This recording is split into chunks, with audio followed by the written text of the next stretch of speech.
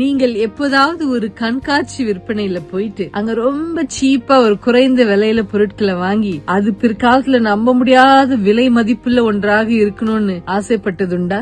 நான் ஆசைப்பட்டிருக்கேங்க. கனெக்டிக்யூட் என்ற ஒரு ஸ்டேட்ல ஒரு எக்ஸிபிஷன்ல ஒரு பூ வடிவத்துல என்ன செய்தாங்களா, ஒரு போல் இருந்துச்சுங்களா. அது சீன பழங்கால போல். அந்த கிண்ணம் வெறும் $35 என்ன செய்து ஒருத்தருங்க வாங்கினாங்க.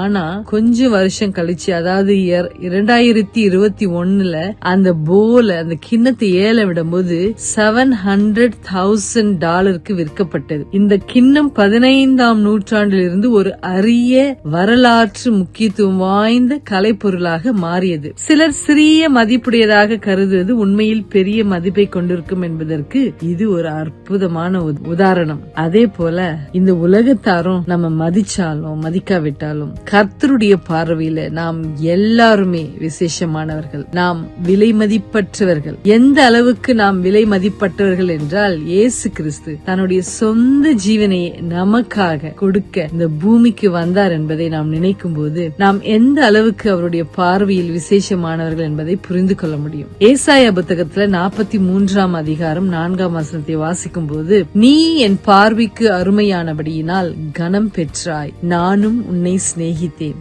என்று கர்த்தர் நம்மை பார்த்து கூறுகிறார். ஒருவேளை இந்த நாளில நீங்க நமக்கு யாருமே இல்லையே, தாழ்வான சூழ்நிலை இருக்கிறனே, எப்பவுமே கஷ்டப்படுறனே, சந்தோஷம் இல்லையே, நிம்மதி இல்லையே என்று கலக்கத்தோடு படுக்கைக்கு வந்திருக்கீங்களா? ஆனால் கர்த்தர் உங்களுக்கு தருகிற நம்பிக்கை, நீங்கள் அவருடைய பார்வையில் விசேஷமானவர்களாக இருப்பதினால் அவரிடத்துல நிச்சயமாக கனத்தை பெறுவீர்கள். இந்த நம்பிக்கையோடு உறங்க செல்லுங்க. May God bless you all. Good night.